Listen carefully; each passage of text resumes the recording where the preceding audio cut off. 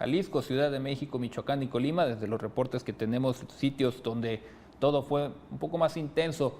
1 de la mañana con 6 minutos, más o menos, cuando iniciaron los reportes, que la alarma sonó y ya escuchamos en la Ciudad de México 2 fallecimientos de personas que, motivados por el sonido de la alarma, atentaron contra su salud. Pero podemos seguir esperando este tipo de movimientos, nos dicen son las réplicas. ¿Hasta cuándo pueden existir?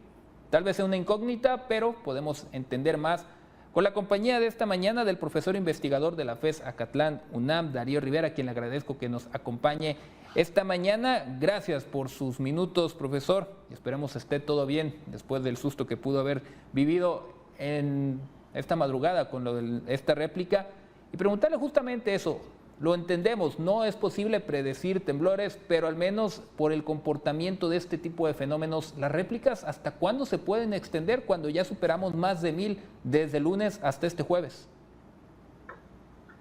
Hola, ¿qué tal? Muy buenos días y gracias por la invitación. Sí, desafortunadamente, cuando existe este tipo de mecanismos de falla de las placas tectónicas, pues pueden tardar un tiempo indefinido el reacomodamiento de la misma, ¿no? Entonces, en ese sentido, es difícil predecir cuántas más estaríamos esperando, ¿no? Recordando que, bueno, pues en la costa del Pacífico mexicano, pues tenemos una gran actividad sísmica y que desafortunadamente en ese sentido la ciudadanía tiene que entender que tenemos que saber convivir con el fenómeno, claro, con sus previsiones correctas para evitar las catástrofes que desafortunadamente estamos observando.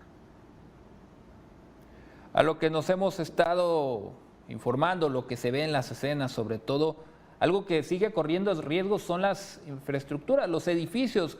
Ha habido colapsos, se han reportado daños y varios puntos que siguen reportando este tipo de desperfectos.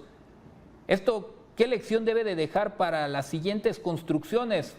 Considerando que sí, esta vez afortunadamente, por ejemplo, en la Ciudad de México no hubo tanto caos como hace 5 años, pero no podemos esperar o estar apuntando a un mero golpe de suerte. ¿Cuál es la principal enseñanza para la construcción entonces de aquí en adelante?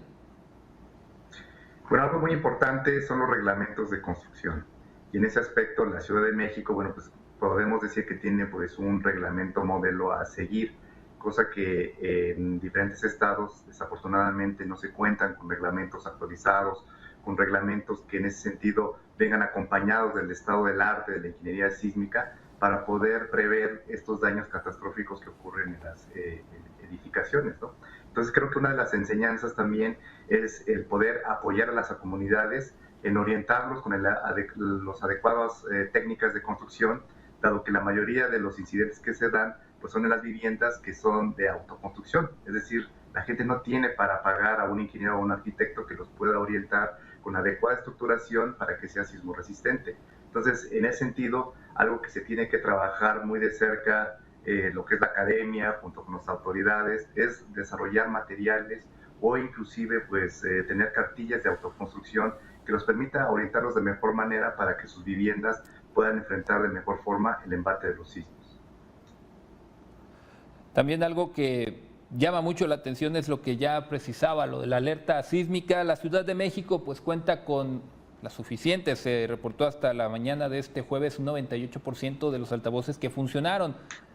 Hace falta que las otras entidades en zonas sísmicas y posiblemente aquellas que puedan alcanzar a tener repercusiones, por ejemplo con el epicentro en Michoacán, cuenten con sus correspondientes, que no sea algo exclusivo de la Ciudad de México por el tema sobre todo de protección civil. Bueno, esta pregunta me parece muy interesante, dado que la alarma sísmica funciona bien, pero en las zonas que están alejadas o relativamente alejadas del epicentro. ¿Por qué? Porque el tiempo de arribo de las ondas sísmicas de la zona del epicentro hacia diferentes puntos, bueno, pues da lugar a ese tiempo suficiente para poder entablar ciertas acciones de evacuación. Sin embargo, la alarma no puede funcionar de manera correcta cuando el epicentro es muy cercano. Entonces, las comunidades que están alrededor de dicho epicentro, bueno, pues el tiempo, vamos, es muy corto, es muy limitado. Entonces, en una fracción de segundos, pues te puede alcanzar la onda sísmica y ahí, bueno, en ese sentido, no funciona adecuadamente la alarma. Entonces, por eso es de que no es que sea exclusivo de la Ciudad de México, yo creo que sería exclusivo de la zona centro de la República Mexicana, dado que los principales epicentros pues, los tenemos relativamente alejados, entonces hay el tiempo suficiente para poder avisar en lo que tarda el arribo de las ondas sísmicas, que en promedio pues anda del orden de un minuto y cacho, pero el tiempo suficiente para poder alertar a la ciudadanía y poder hacer las evacuaciones pertinentes. Profesor, le agradezco mucho, sobre todo por esta parte que nos ayuda a entender, porque ha sido uno de los cuestionamientos que se han hecho en aquellos estados donde, insisto, pues no están acostumbrados y tampoco existe algo que los pueda alertar, simplemente el movimiento mismo. Muchísimas gracias por estos minutos en esta mañana de jueves, que tenga excelente jornada y que todo transcurra tranquilo también.